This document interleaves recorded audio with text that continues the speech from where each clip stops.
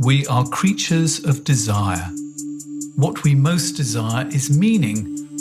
What makes us suffer most is a lack of meaning. The Meaningful Life with Andrew G. Marshall. Marital therapist, author, and communications trainer Andrew G. Marshall invites guests from all walks of life to discuss what makes life meaningful. Hello, I'm Andrew G. Marshall, and welcome to The Meaningful Life. We're available on Apple, on Spotify, Podbeam, Amazon Music, and wherever you find your podcasts. Today, we're going to take a deep dive into an ancient idea. Freedom rests in the power to choose how we respond to life rather than trying to control it. The concept goes back to the Greeks and Romans and an idea that flourished until the 4th century AD, which goes under the name of Stoicism.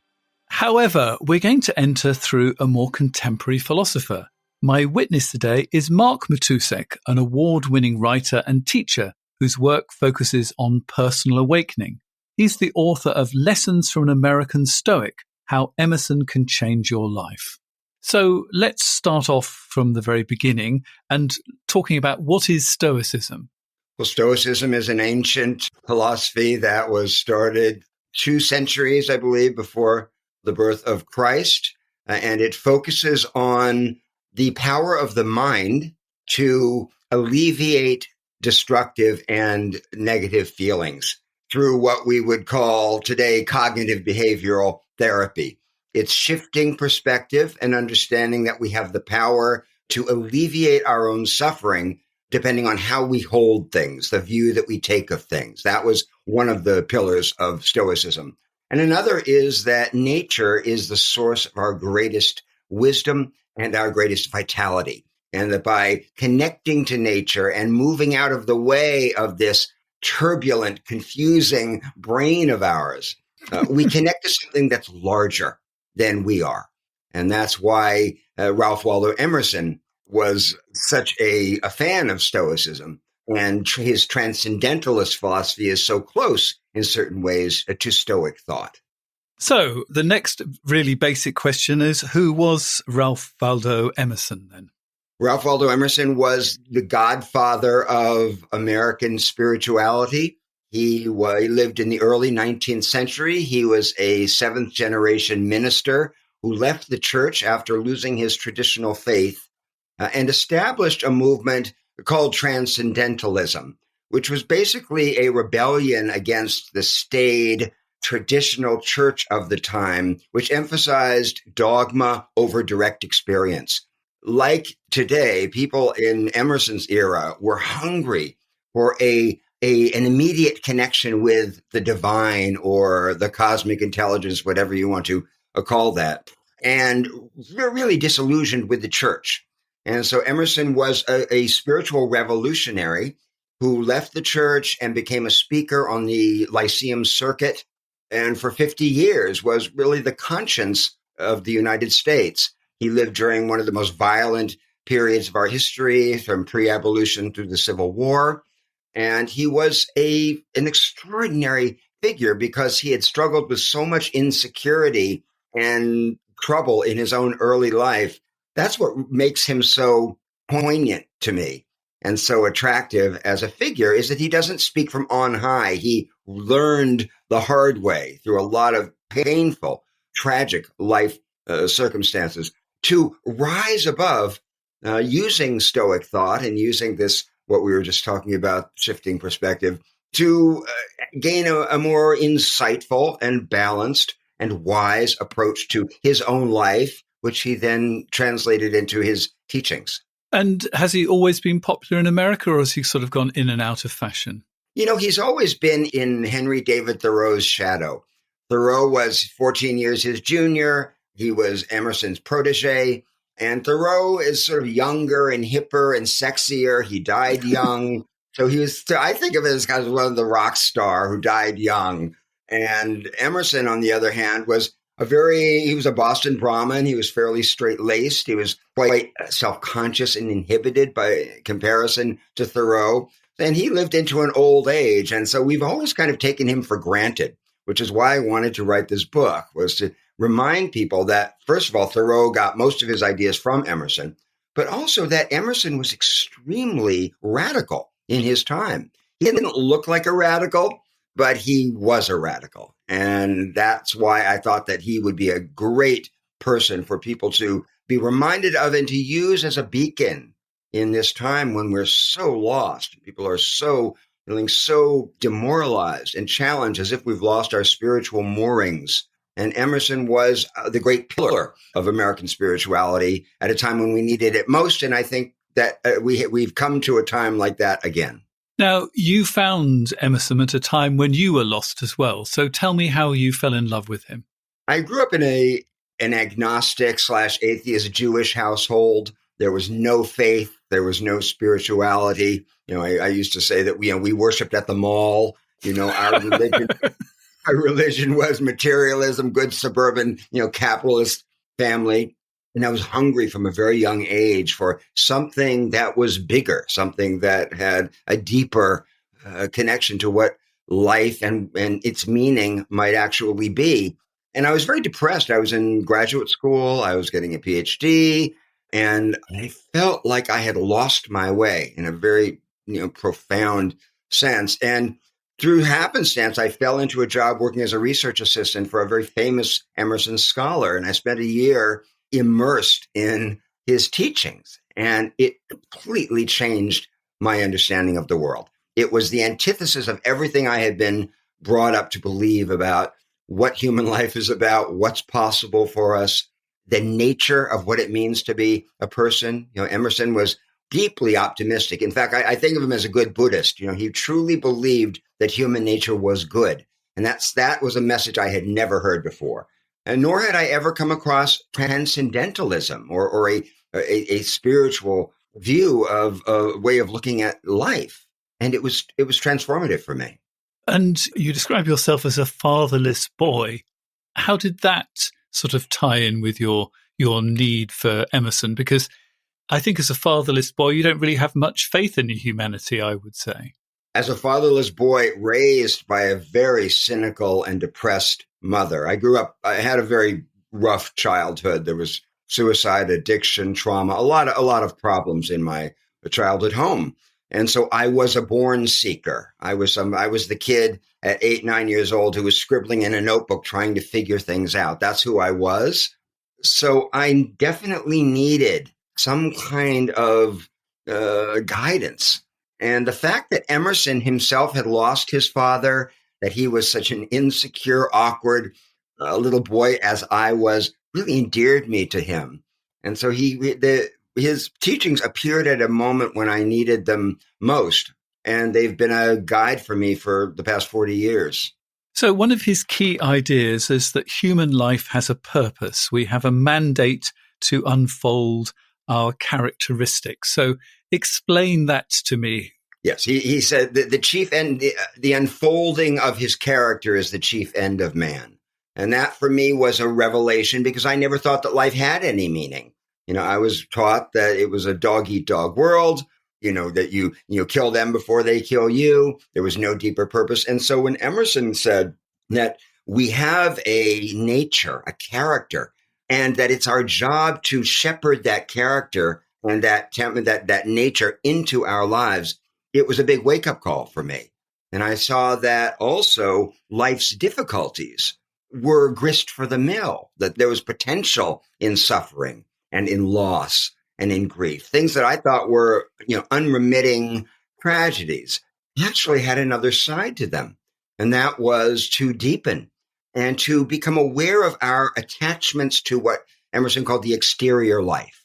When we become attached to people, places, things outside of ourselves for our happiness, we're bound to suffer. And there is no way but down if we are focusing outwardly. But when we look inward and we touch into what he called the whisper only you can hear, life becomes very different. And you realize that you have a guidance in you that you may not have been aware of because, of course, the mind, the cogitating mind is so loud. So he said, we need to quiet down, we need to tune in, and we need to learn to follow that muse or genius, as he called it. I mean, we're heading into a sort of quite a sort of sacred sort of kind of sphere here. You must have felt a little bit uncomfortable here because we're sort of going round the center of, religion and God and things like that. I mean, he actually uses the words like God as well, doesn't he? He does. And that was a big problem for me because, as I said, I was brought up as a very cynical atheist. And it took me a long time, Andrew, to realize that for me, it was a semantic obstacle. When Emerson talked about the spirit within, when he talked about the God within, I had a sense of what he meant, even though the terminology was arcane. I felt it. And so he helped me get over my resistance to the word God and my resistance to the idea that there is something bigger than us, that we're part of one mind, that we're sort of something that is animating our lives, that transcends the limited cogitating, what we think of as the left brain mind that's trying to figure things out all the time. And so for me, it was a big step forward to drop my resistance to religious terminology and understand that he was speaking for a particular era, first of all, but that the essence of what he was saying was familiar to me. I knew that what he was saying was true. I could feel it in my body. So I had to learn to separate the content from the form, separate the meaning from the words. So it's a sort of a sense of one mind, a sort of divine intelligence. Am I hearing that correctly? Yes. But you can drop the word divine if it's a problem for you. You can call it universal intelligence, primal intelligence. Emerson's belief was that we all partake of this one mind and that the thoughts that come into our individual minds aren't coming from us. They're coming from a deeper, wider, more transcendental source. And of course, anyone who's ever tried to stop their thoughts knows that this is true. We're not creating our thoughts and we can't make them go away. What we can do is attend to them and recognize their ephemerality and allow that we are not in control. Emerson's saying that until you realize that you're not in control, you can never achieve what he called self-reliance. And this is something that people don't understand about his philosophy. They hear self-reliance and they think John Wayne, macho, isolationism, I can do it myself. That's not at all what self-reliance meant to Emerson. Self-reliance was about self-trust, not self-sufficiency. He said self-reliance is reliance on God. He said there's nothing so weak as an egotist. So he wasn't promoting this kind of macho Ayn Randian view of the world. In fact, he was saying that until we step aside and realize that there is this larger intelligence streaming through us, we can never touch into that genius, that thing that we're born with that's completely unique and wants to come to fruition. Because I've been meditating on a line of his from your book, which is, you look within not to find yourself, but to find God. Yes. And as I say in the introduction, where that comes from, that for me, that language was not something I resonated with at all. And yet, when I read that line, I knew what he meant. I knew what he meant because I knew there was something in me that I didn't understand, a mystery, if you will. And if he wanted to call it God, that was okay with me. What mattered is that it opened me. It opened my mind.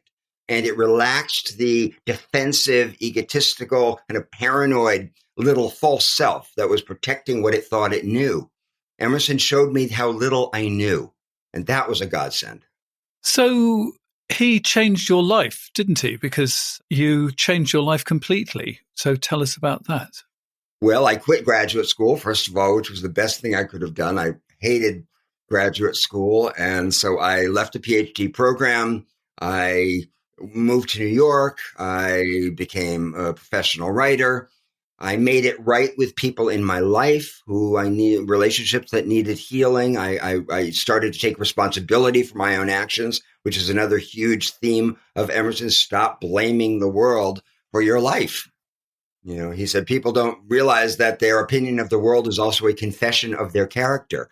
And I started to realize, I'm looking through this very distorted lens at the world, thinking that it's the world and it's me. The distortions were within me. So what this work does is it turns you inward.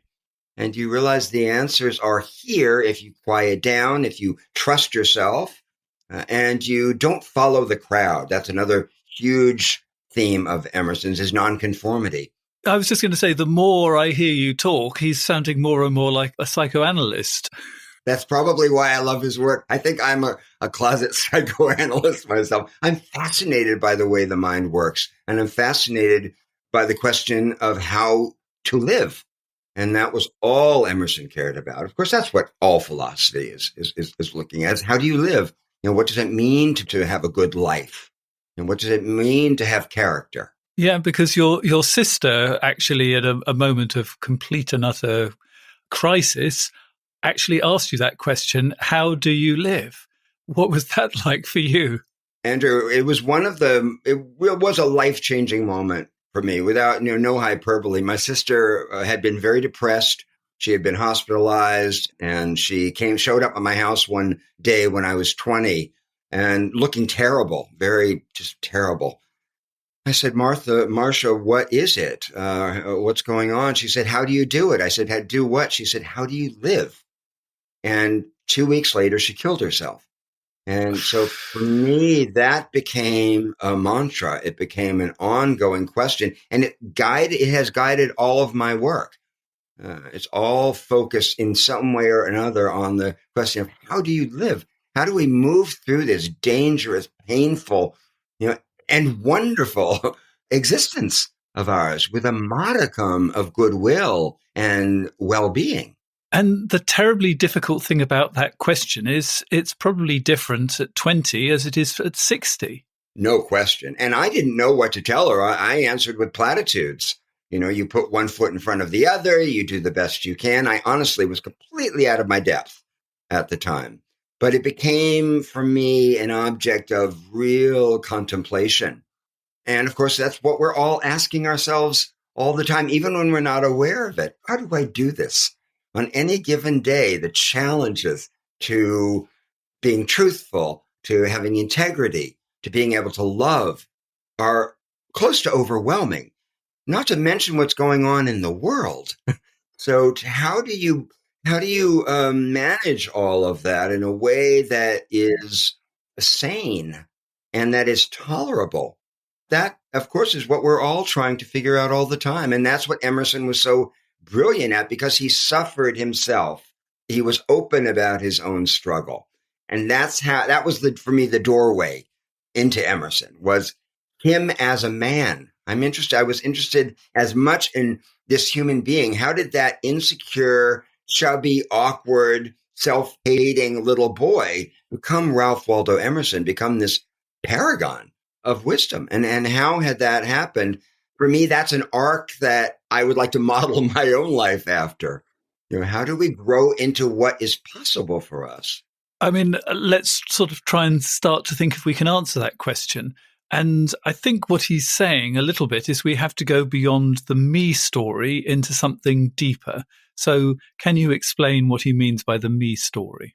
Sure. The me story is the false self. It's the ego-bound personality that identifies itself through its externals and its exterior attachments and aspirations.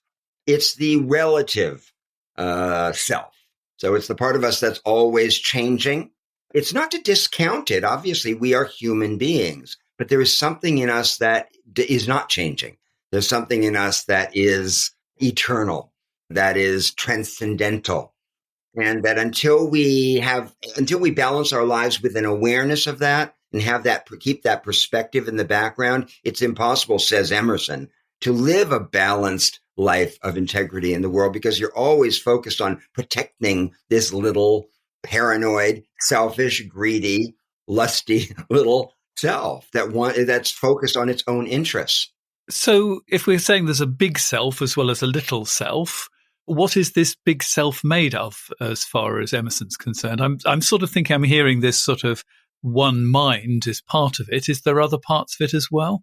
No, that's exactly what it is. He calls it consciousness. Mm-hmm. He called it consciousness. At one point when he was haggling with some churchgoers about it, he said, "Well, you call it Christ, I call it consciousness." when he talks about consciousness, he's talking about this one mind. He's talking about our transcendental awareness, the thing in us that preceded us, that will be here when we are gone, that streams through us and informs our lives, our emotional lives, our physical lives, as well as our spiritual lives. So not only did Emerson rescue you at sort of 22, he also came to the rescue when you were 28 as well. So what happened when you were 28? When I was 28, I was living in New York, living the life that I thought I wanted. I had gone there to become a writer. I got into the magazine business. I was working for Andy Warhol at Interview Magazine. I had this interesting job, and outwardly everything was terrific. And inwardly, I felt like I was dying. And then the AIDS crisis hit in the early 80s, and people I knew started to get sick and die. And I, of course, was terrified for myself. And so I left my job. I left New York, and I became a Dharma bum for the next 10 years. I was just bummed around, basically waiting to see if it was going to get me or not. And it was a terrifying time, a painful, difficult time. And it was also the most transformative period of my life. As anyone will tell you who's facing their own mortality, life looks very different when you're at the edge and when you're waiting for you're waiting for the axe to fall. And so Emerson became my dear companion in that time. Wherever I went, I always had my copy of Emerson with me.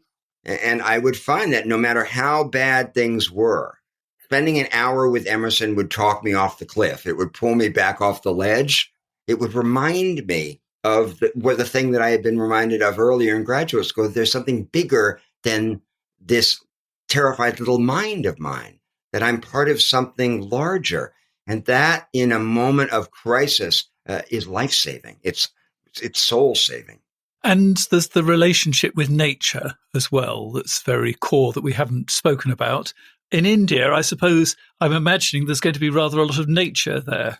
Yes, there was a lot of nature. I spent a lot of time up in Ladakh, which is the uppermost province of India, used to be Tibet. So I spent time up in the Himalayas. I did a lot of traveling. Then I was all over the world, not for those 10 years. It wasn't just India.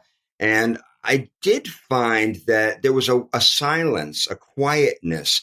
Having grown up in the city, growing up in Los Angeles as a suburban kid, I had never taken advantage of it. I had never really experienced that kind of solitude and silence and connection to the non-man-made world before I left New York and I went on that pilgrimage of mine. And Emerson was there kind of whispering in my ear. I could hear him saying, go into the woods, listen to your own thought, throw away your books, you just, connect and remember. Plato called it anamnesis, the remembering of our origins. And that really does happen best in quietness and in connection to the natural world. So how did the natural world help you? It shows you how small you are. And that can be a very healing thing when your mind, when the grandiose self-referential mind is in overdrive, which mine was a lot of the time, moving into a landscape where you're so small and where awe is. I was constantly feeling awe at things I was seeing, things I was learning, people I was meeting. That shrinks you down. It shrinks your problems down. You see yourself in a more realistic and grounded perspective. And also Americans, and I hate to make these big generalizations, but we tend to be grandiose as a people. Our ethos is kind of triumphalist, number one, grandiose, you can do it all. And I needed to shrink that down, because when you're in trouble and you can't fix it, that grandiosity is not your friend. It becomes your punisher, because you feel like, why can't I make this right? But of course, the things in life we can't make right. That's when you learn to turn over the illusion of control, is when you're up against life and death situations. Because what Emerson says is that pain, loss, and suffering are our teachers. Absolutely. He said there that pain and suffering are our guides. What Emerson said was that he has been shown but half the world who has never seen the house of pain. So that unless we have an awareness, a connection, and a familiarity with the dark side of life, with the shadow, the loss, we can't achieve self-reliance. It's like we're standing on one foot, and we need to ground ourselves in reality. And that's another thing people don't understand about Emerson. They think he's some pie-in-the-sky Pollyanna optimist. Not at all. He did have an optimism, but he called it cosmic optimism. And it was based on a spiritual awareness and taking into account all of the facts on the ground. It wasn't about, denial. It was about recognizing all of the obstacles, all of the pain, the adversity, and the difficulty, and holding them in a bigger container. So in sort of 1996, thereabouts, there became the triple therapies. And whereas you were waiting to die, suddenly you were going to live again. I mean, did Emerson help at this point too? Yes, absolutely. Because you don't want to lose what you learned in that time. And that was a big worry for me. I didn't want to go back to being the person I had been before. I wanted to incorporate and integrate what I had learned when I was waiting for the axe to fall without being morbid and without sort of walking around feeling like I was, in constant danger. And Emerson was all about regeneration, redemption, returning from the dark. You don't stay there. You just know that it is there so that it tempers your understanding of the world and it softens your heart. It's so easy to get vain and selfish and invulnerable. I didn't want to lose my vulnerability just because treatments came along and I'm 30 years later, here I am.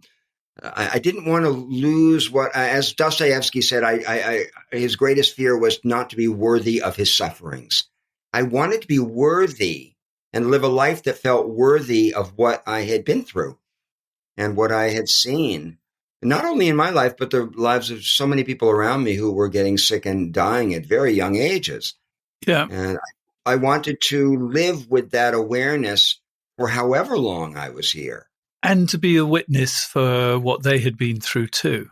Absolutely. And that's why I wrote my first memoir, was that I wanted to show people that even someone like me could have an awakening, small a, it's lowercase a, could have some kind of an awakening of a spiritual nature. Even a cynical, ambitious kind of alpha American guy could be humbled and have this opening and this shift of consciousness.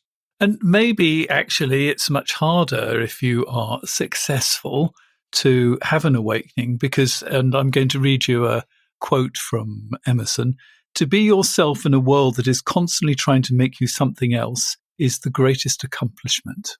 He was always talking, as I said, about non-conformity and being able to be in the world but not of it, and to trust your own guidance when messages are streaming in from all around you to be a certain way or make a certain choice or wear a certain kind of tennis shoe or vote a certain way, to be able to stand in your own solitary truth and respond from there is what self-reliance is about. I think he would have made a great psychotherapist, to be perfectly honest. Who, Emerson? Absolutely. Yes. And using his wisdom, you've actually put together some exercises at the back of the book, which I think is a really brilliant idea. So perhaps you can take us through one or two of them. The first one is observe your responses. Why is that so important? Well, Emerson's teaching is all about what we would call witness consciousness. It's about stepping back and observing ourselves from a neutral remove, which is also, of course, a Stoic principle, in order to choose how we want to respond. And until we do that, we are so identified with our responses that they become reactions, and we're reactive. So to take a pause, to step outside ourselves and ask ourselves what this situation means to us and what is a wise way of responding is a good way to begin to change our automatic defensive way of behaving. So we could sort of say, what is the me story version? And then, what would be the eagle flying up above's version? And maybe what might be a wise friend's thought, or maybe even what might Emerson say. Exactly. What would Emerson? That's actually a good way of looking at it. What would Emerson do? But he made mistakes, as I said. I mean, the great thing about him is he made mistakes, but he reflected on them afterward. So it's not about trying to be perfect. It's about allowing ourselves to learn and knowing that we can change. That was for me one of the early ahas, was the idea that we are capable of change. I grew up, I grew up believing that the leopard was born with its spots and that we were essentially not good and that was just the way it is. I didn't realize that we have metacognition, which is what we're talking about, this ability to observe our own thoughts and to actually shift how we live. And here's another one. I mean, it would be brilliant if we could pull this one off, but let's at least have a try. Question your need to be liked. This is huge. How much of your life is spent trying to please the people around you, trying to please my ideal picture of who you are? 95% of my time, I would say. Exactly. It's you and the rest of the world. So understanding where is this need coming from? What's the wound in me? What's the void in me that I'm trying to heal or fill by getting someone's approval? How much do I not trust myself that I have to constantly be jumping through hoops and feeling like if I'm not accepted, then I don't exist, or I'm going to be thrown out of the group? That's one of our most primitive fears, of course, as human beings, is to be thrown out of the circle of care. And there was a time, and there are times when it does matter.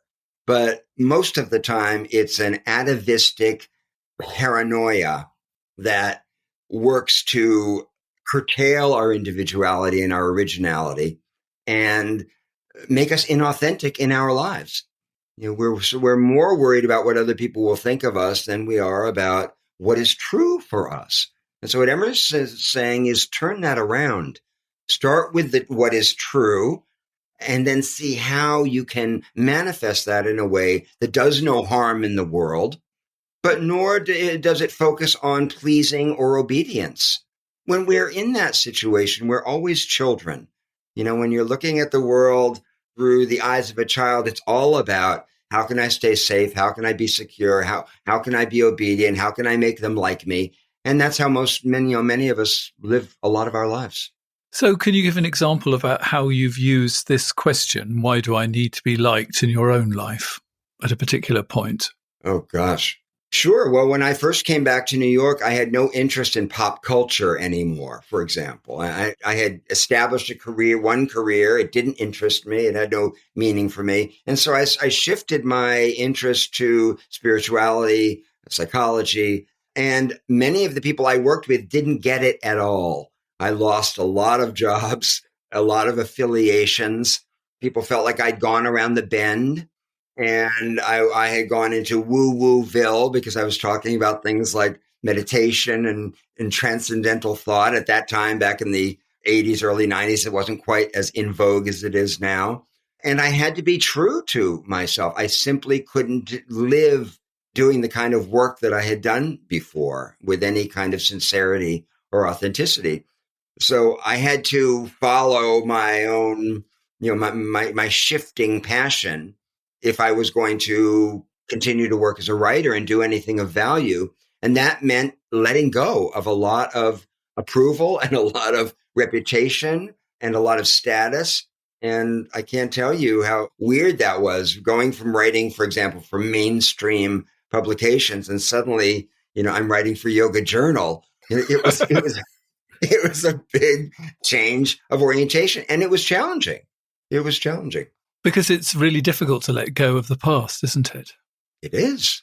It is. We forget that we are bigger than our circumstances. We're so identified with our situations and our lifestyle and our attachments and our affiliations. We forget that we are none of those things. And that's the value of crisis, is it shakes you up. It changes your story. When your story falls apart, it's terrifying, but it's also liberating. And you see how arbitrary so many of those assumptions you made about yourself actually were, and how quickly they can be taken away. And how often the stories have actually been written by other people and we've just sort of filled in the blanks. Absolutely. That's the work I do now with students. It's all about story. I created something called Writing to Awaken, which is a method of self-inquiry using writing. And the gist of it is that when you tell the truth, your story changes. And when your story changes, your life is transformed. But many people don't realize that they are living a story and that this story does not define them. And that, as you said, the stories are inherited. They come from our conditioning. How many people turn around in their middle age and realize I'm living my parents' life? I'm living this idea that they had for me that has nothing to do with who I actually am. That's a great moment. It's a scary moment because it means making new choices and letting go of things and having the courage of our own convictions. But it's ultimately very freeing. I have a feeling that stories and understanding the stories can be very important in the letter we're going to be doing in a moment. And we'll also see if Emerson has any wisdom for somebody who's written a letter to me. And we'll be finding out that letter in just a moment. The Meaningful Life with Andrew G. Marshall. Please follow us on Twitter, like us on Facebook, and visit our website, andrewgmarshall.com/podcast, where you can join our supporters club and unlock bonus material and other benefits. Thank you for listening to the Meaningful Life Project. I'd like to thank everybody who has become a supporter because each episode costs. I have a team who have to be paid. I thank them all at the end of the episode, but they need paying as well. So far, thanks to your generosity, I've got about a third of the cost covered, and there's some money from advertising as well. But the rest of it comes out of my own pocket, and I can't keep diving in indefinitely. So that's why I'm asking you to be really generous. If this program is helping you, perhaps you can help me continue to provide this help for others. If you go to Patreon, you can become a supporter and you get all sorts of benefits. You get preferential treatment for sending in letters, for suggesting topics for me to cover, and you get access that way to all the bonus material, and you're going to get something else as well, a big chunk of my gratitude. There's other ways you can buy the bonus material directly through Apple and Spotify. If you'd like more information, go to www.andrewgmarshall.com/podcasts. Thank you.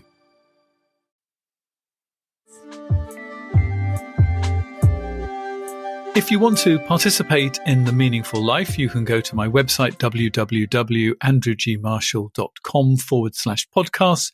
You'll find a place there to subscribe to my mailing list and also to become a supporter of The Meaningful Life and to send in a letter. And here's the letter I've chosen for today. My husband of 18 years is developing a nasty cocaine habit. Rather than being an occasional pleasure, which I would sometimes join in on, it is a regular weekend affair, sometimes both Friday and Saturday night. The problem is not so much the amount of time that it robs from our joint life, staying up late and drinking, but the hangovers and the come-downs. He's not a nice person to be around. I've done some work with a therapist so I don't take it personally anymore, which is a great step forward. I've tried talking about how everything affects me and not judging, and he hears me out, but nothing changes. I don't know what to do. It feels like I'm waiting for him to have some kind of wake-up call. In the meantime, I'm not certain how to deal with the low-level sick feeling in my stomach. I love him. So, Mark, your thoughts, please. Al-Anon. Al-Anon is the 12-step program that helps people who are around addicts or who are having their lives turned upside down by people with substance abuse of some kind. And I have to tell you that Al-Anon changed my life at a point when I was involved with somebody who became an addict. I had no idea what codependency was, and that so many of the things that I thought were love were actually hurting this person. And so what I would say to your letter writer is that it might be time to question her desire to please him, to play according to his rules, to keep doing it his way, to stay close to him in that habit and in that unhealthy behavior. Sometimes the more helpful, wise, loving thing to do is to leave the room. It's to say no. She can't change him, but she can absolutely change her own behavior. But it sounds like at the moment she feels victimized by his behavior. And that's a big red flag for you're living someone else's life. They are dictating your reality. As long as she allows his cocaine dependence to determine the quality of her life, then she's disempowered. And or the person, I don't know if it's a she, but this person is disempowered and is codependent, is caught in a cycle of enabling, of self-diminishment, and fear. The other thing about codependency is you live in fear, you live in anxiety and discomfort, waiting for the shoe to drop. And I can hear that in this letter. There's a feeling of dread. How much worse is it going to get? How can I do this with him if he continues to behave this way? Those are codependency issues, and they have nothing to do with the husband. They're all about the person who wrote the letter. And so how would telling the story differently help her or him see things differently, do you think? Well, if the story is, I need to make this okay, I need to help him, I need to figure out why he's doing what he's doing so that I can have my life back, that story needs to be changed. The idea that she or this person can help or change, or, somehow if she does something differently, then it's going to make things better, is a false narrative. So the way to shift that story is to take back her power and realize that she only has control over her own responses, and that it may be time for her to start telling the truth. This doesn't work for me. If you are going to continue with this behavior, that's going to be a problem for us. I'm not going to participate because this doesn't make me comfortable. It doesn't feel healthy to me. So this person, when the time is right, needs to be more truthful with herself and with the partner. So what do you think Emerson would say, this well-known self-help psychiatrist that we've turned him into? What do you think he would say if we had him on the line? Emerson had ascetic tendencies. He wasn't an ascetic, strictly speaking, but when it came to drinking, smoking, eating, all of this sort of animal indulgences, he was very skeptical, and he didn't dress them up in pretty clothing. He said, this is an attachment to something that has nothing to do with real happiness, and that your job is to recognize that. It may be okay to have some wine, to have, to do a little bit of Coke, but to imagine that this is giving you well-being, that you need this in some way, is a mistake. And so he tended to be a bit stern in this area. He wasn't abstemious completely, but close to it. So he wouldn't have a lot of patience with a lot of folks in Al-Anon meetings and AA meetings. He would, I think, be quite stern. But there is this sense of one mind, this greater intelligence there, which sort of does feel a little bit like some of the ideas of AA, giving yourself over to a greater other, so to speak. Yes, but to recognize that at the moment of an addiction, you are enthralled to the false self, to the little me. You're enthralled to your animalistic dependencies or appetites. And that to listen to that one mind, to connect to the larger intelligence, means transcending the attachment that you have to your habits, whatever they happen to be.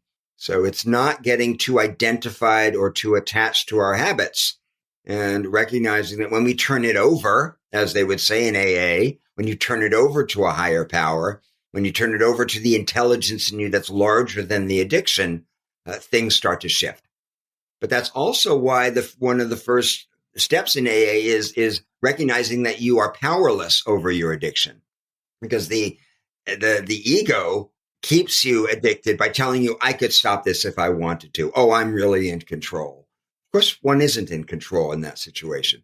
And so, as you said, that's about recognizing that the one mind knows more than we do, and that allowing it to hold sway and following that wisdom is going to be the path of healing, as opposed to white knuckling it and holding on and saying, I can do this. myself, Emerson would just shake his head and laugh at that. So there's almost the message for my letter writer, you're not alone, that you have to tap into that greater big self inside of you in somehow. Yes, and find community, find support. There are many, many people with very, very similar issues, regardless of the substance of choice. Find support. There are people who have walked this path before you and successfully.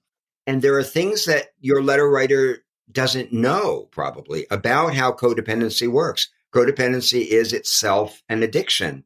And it's a habit of mind that will destroy the person who's caught up in it. The thing about addiction is it drags everyone down with it.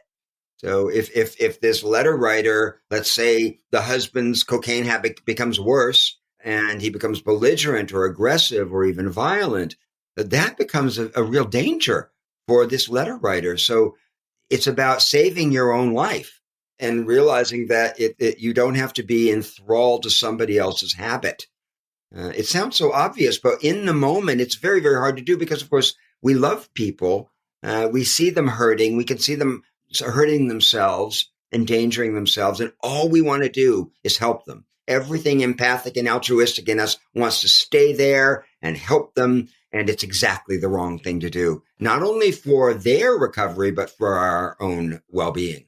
So we've almost run out of time. We've got the bonus material to come, and I'll tell you about that in a moment. But before we finish, I have to ask you as a witness on the meaningful life, what makes your life meaningful?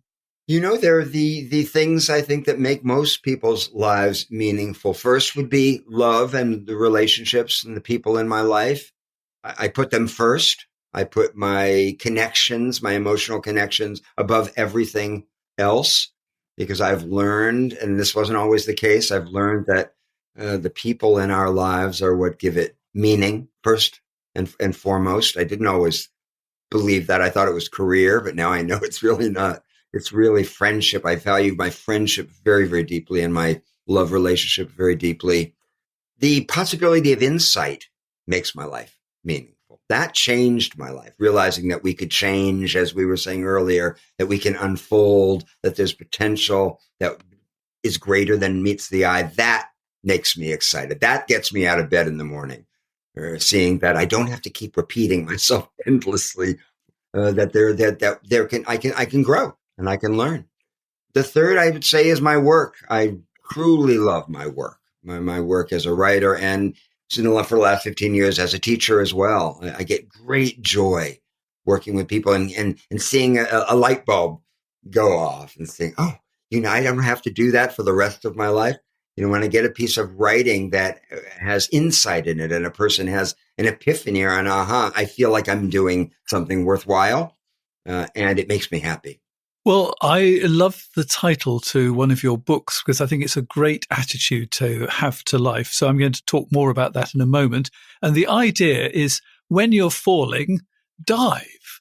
So if you want to find out more about that and hear the bonus material, you can subscribe directly via Apple or Spotify.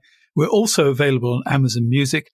And if you want to become a supporter of The Meaningful Life and unlock the bonus material that way, here are the details. You've been listening to The Meaningful Life with Andrew G. Marshall. You can follow Andrew on Twitter, like him on Facebook, and please leave a review wherever you consume your podcasts. Making, editing, and distributing The Meaningful Life comes with substantial costs, and we'd like to ask for your help.